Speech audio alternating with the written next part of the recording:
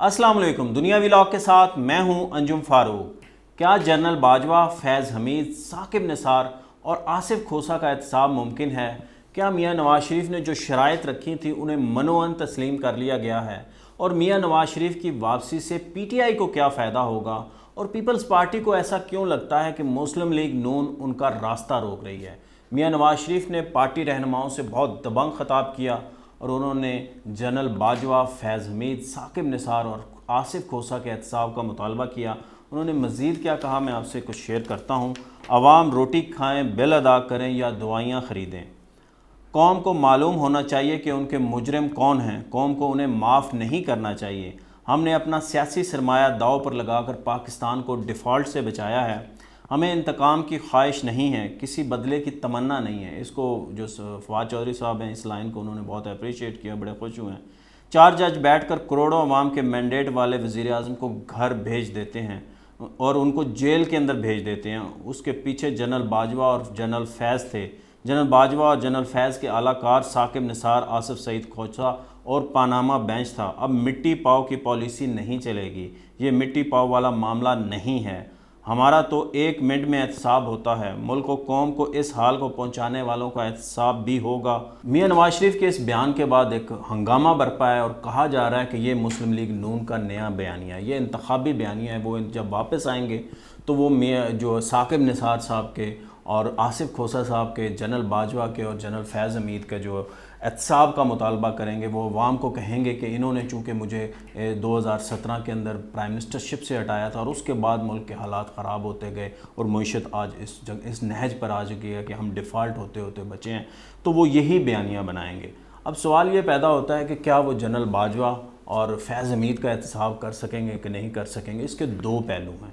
एक तो ये है कि वो अपना इंतखाबी मुहिम के अंदर बहुत शोर मचाएंगे और वावेला करेंगे कि इनका एहतसाब होना चाहिए और उसके बाद वो भूल जाएंगे और हो सकता है वो इलेक्शन जीत जाएं। और अगर वो इलेक्शन जीत जाते हैं, हम फ़र्ज़ कर लेते हैं, और वो प्राइम मिनिस्टर बन जाते हैं या उनका भाई प्राइम मिनिस्टर बन सकते हैं, तो उसके बाद इक़्तिदार में आने के बाद, प्राइम मिनिस्टर की कुर्सी पे बैठने के बाद वो अपने इस इंतखाबी जो नारा है उसके ऊपर कायम रहेंगे या नहीं रहेंगे। फैज़ हमीद साहब हैं और जनरल बाजवा साहब हैं, इनका एहतसाब कर सकेंगे या नहीं कर सकेंगे। 2 साबिक चीफ जस्टिस हैं, आसिफ सईद खोसा और साकिब निसार, उनका एहतसाब कर सकेंगे या नहीं। अगर तो ये इंतखाबी नारा हुआ तो मियां नवाज शरीफ साहब भी भूल जाएंगे और उसके बाद ये अवाम भी भूल जाएगी, क्योंकि हमारी अवाम को तो ऐसी चीज़ें याद रखने की आदत ही नहीं है। और अगर उन्होंने इन चारों का एहतसाब करना चाहा तो कहीं उनके साथ वही हाल तो नहीं होगा जो 2014 में हुआ, जब उन्होंने जनरल मुशर्रफ का एहतसाब करना चाहा, उनके ख़िलाफ़ आर्टिकल 6 का मुकदमा बनाया, तो फिर उनके साथ क्या हुआ था ये सब आपको पता है। और जो उस वक़्त के चीफ़ ऑफ आर्मी स्टाफ थे जनरल राहील, वो उन्होंने मैनेज करके उनको बाहर निकाल दिया था। ये मेरे पास कोई अपनी ज़ाती इतलात नहीं है, ये जनरल मुशर्रफ साहब ने ख़ुद जो है ना इसके चीज़ का एतराफ़ किया हुआ है कि जो जनरल राहिल शरीफ थे उन्होंने उनको हेल्प की थी उनको इस मुल्क से बाहर भेजने में। और अगर उनको लगा कि उनके साथ जनरल मुशर्रफ वाली एपिसोड रिपीट हो सकती है तो हो सकता है वो ना करें।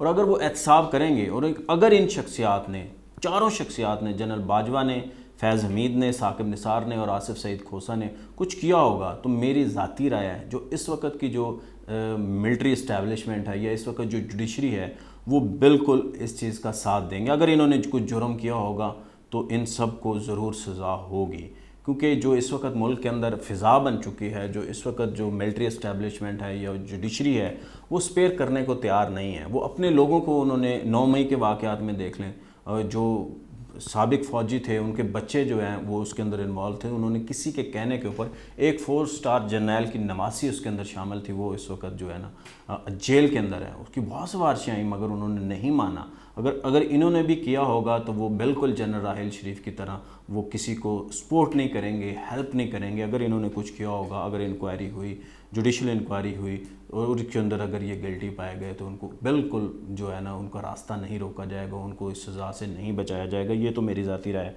क्योंकि अब मियां नवाज शरीफ साहब ने यही रखी थी शर्त कि मुझे अपने इंतखाबी मुहिम के अंदर جنرل باجوہ اور فیض حمید اور ثاقب نثار اور جسٹس کھوسہ کے خلاف میں نے بات کرنی ہے، مجھے نہ روکا جائے۔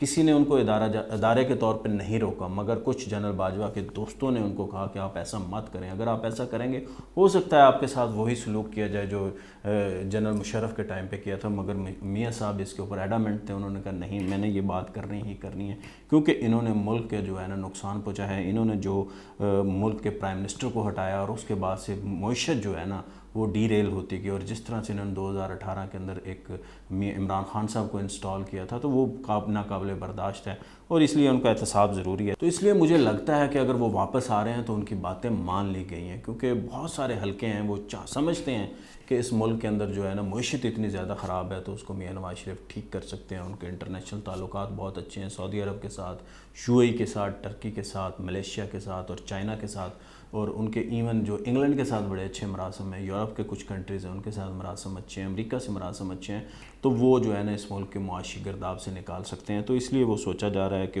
اور کچھ حلقے یہ بھی سمجھتے ہیں کہ ان کے ساتھ ناانصافی ہوئی ہے۔ تو دیکھیں جب میاں صاحب آئیں گے 21 اکتوبر کو آئیں گے تو اس کے بعد وہ کیا نعرہ لگاتے ہیں اور اس سے پہلے وہ کس طرح کی فضا بناتے ہیں، ان کی پارٹی کیا لائن لیتی ہے، تو اس سے ساری سچویشن جو ہے نا کلیئر ہو جائے گی۔ اور پیپلز پارٹی والے بھی تو اس لیے رو رہے ہیں، بلاول بھٹو روز کہتے ہیں کہ ان کو لیول پلین فیلڈ نہیں دیا جا رہا۔ بلاول بھٹو نے واشگاف الفاظ کے اندر نام لیا ہے کہ نون لیگ ان کو جو ہے نا راستہ روک رہی ہے۔ آج انہوں نے میڈیا سے بات کرتے ہوئے کہا پیپلز پارٹی کا لیول پلینگ فیلڈ کا مطالبہ نون لیگ سے ہے، نون لیگ نے بندوبست کیا کہ لیول پلینگ فیلڈ نہ ہو تو شکایت انہی کے خلاف ہوگی، کسی اور سے شکایت ہوتی تو میں ان کا نام لیتا۔ مجھے کچھ انفارمیشن اکٹھی کرنی، میں نے پھر اس کے بعد کی کچھ 2-4 لوگوں سے بات کی تو مجھے پتہ چلا کہ آخر ان کے اندر لڑائی کیا ہے۔ بیسیکلی لڑائی اس وقت یہ ہے کہ جو کراچی کے اندر اس وقت جو ہے نا پکڑ دھکڑ جاری ہے، چھوٹے لیول کے اوپر جو ہے نا لوگوں کا احتساب کیا جا رہا ہے، اس سے بھی پیپلز پارٹی جو ہے نا اس کی قیادت جو ہے نا ہیٹ فیل کر رہی ہے، اور انہیں لگ رہا ہے کہ شاید وہ جو ایسا نہ ہو کہ یہ معاملات آگے تک نہ جائیں۔ کچھ لوگوں کے نام ای سی ایل کے اندر ڈالے گئے ہیں، ان کو روکا گیا ہے وہ تاکہ وہ باہر نہ جا سکیں۔ اور سندھ کے اندر جو ان کی دوسری شکایت یہ ہے کہ سندھ کے اندر ترقیاتی کام اس طرح سے نہیں ہو رہے جس طرح پنجاب کے اندر ہو رہے ہیں، کے پی کے اندر ہو رہے ہیں۔ وہ چاہتے ہیں کہ سندھ کے اندر، کراچی کے اندر جو ترقیاتی کام ہے وہ بھی جاری رکھے جائیں، مگر چونکہ یہاں پہ جو گورنمنٹ کام کر رہی تھی وہ پچھلے 8-9 ماہ سے کر رہی ہے اور وہاں پہ بالکل ابھی نئی گورنمنٹ آئی ہے، تو اس لیے سچویشن یہاں پہ جو ترقیاتی کام ہے وہ جاری ہیں، کام ہو رہے ہیں، مگر سندھ میں نہیں ہو رہے۔ تو ان کا دوسرا مطالبہ بھی ہے، وہ سمجھتے ہیں کہ یہ جو اس وقت انٹرم گورنمنٹ ہے اس کے اندر نون لیگ کے جو ہے نا سے زیادہ ہے، جو پرائم منسٹر کی پارٹی ہے، باپ پارٹی، وہ چونکہ نون لیگ کی اتحادی تھی، اور دیگر جو لوگ ہیں، کچھ منسٹرز ہیں جو نون لیگ کی جو ہے ان کو نہ پشت بنائی اصل ہے، وہ اس لیے سمجھتے ہیں یہ سارا۔ اور تیسرا پیپلز سندھ کے اندر جو ہے کراچی کے اندر چھان بین کی جا رہی ہے، نیچے کے لیول کے اوپر چھان بین ہو رہی ہے کہ سندھ میں جو کرپشن ہوتی رہی ہے پچھلے 8-10 سالوں کے اندر، 15 سالوں کے اندر، وہ کون کرتا رہا ہے، قبضے ہوئے ہیں وہ کون کرتا رہا ہے، سمگلنگ ہے جو وہاں پہ ایران کا پیٹرول بکتا ہے اس کے پیچھے کون ہے، چائنا کٹنگ کے پیچھے کون ہے، بھتہ خوری کے پیچھے کون ہے، اور ٹینکر مافیا کے پیچھے کون ہے، ان ساری چیزوں کا جو ہے نا دیکھا جا رہا ہے۔ اور پیپلز پارٹی کو ایک اور گلہ بھی ہے، پیپلز پارٹی پنجاب میں سیٹ ایڈجسٹمنٹ چاہتی تھی نون لیگ سے، وہ چاہتے تھے کہ 25 سے 30 لوگوں کو ان کو سیٹ ایڈجسٹ کی جائے، جو بڑے بڑے لوگ ہیں، قمر زمان قاہرہ ہیں، راجہ پرویز اشرف ہیں، گیلانی صاحب ہیں، ان کے بچے ہیں، اور دیگر لوگ، مخدوم احمد محمود صاحب تو وہ خیر اپنی سیٹ خود بھی نکال سکتے ہیں، چودھری منظور صاحب ہیں، ندیم افضل چان ہیں، تو ان کو جو ہے نا یہاں پہ، اور مزید انہوں نے 25 سے 30 لوگوں کی سیٹیں مانگی تھی، مگر نون لیگ نے انکار کر دیا، انہوں نے کہا ہم سیٹ ایڈجسٹمنٹ نہیں کریں گے، ان کا اس چیز کا بھی گلہ ہے۔ اور جو استحکام پاکستان پارٹی ہے وہ اس کا جھکاؤ نون لیگ کی طرف ہے، زرداری صاحب نے بہت کوشش کی کہ ان کا جھکاؤ پیپلز پارٹی کی طرف آ جائے، وہ ان سے اتحاد کریں، مگر ان کا جو جھکاؤ ہے وہ نون لیگ کی طرف ہے، اور نون لیگ بھی ان کے ساتھ کمفرٹیبل فیل کر رہی ہے۔ تو یہ جہانگیر ترین صاحب نے چونکہ آپ کو معلوم ہے بہت ہیلپ کی تھی نون لیگ کی، اور کچھ لوگوں نے تھے جو جہانگیر ترین صاحب کے ساتھی تھے، انہوں نے نون لیگ کے ٹکٹ کے اوپر الیکشن بھی لڑا۔ تو یہ سارے معاملات ہیں جس کی وجہ سے پیپلز پارٹی اور نون لیگ کے درمیان کھینچا تانی جاری ہے۔ دیکھیں یہ کھینچا تانی کب ختم ہوتی ہے، دیکھتے ہیں۔ وہ بلاول صاحب کہتے ہیں کہ اس کو زرداری صاحب ہینڈل کر رہے ہیں، وہ ہو سکتا ہے نواز شریف صاحب سے بات کریں اور اس کے بعد ان کی جو تکلیف ہے یا ان کا جو مسائل ہیں وہ حل ہونا شروع ہو جائیں۔ مجھے دیجیے اجازت، اللہ حافظ۔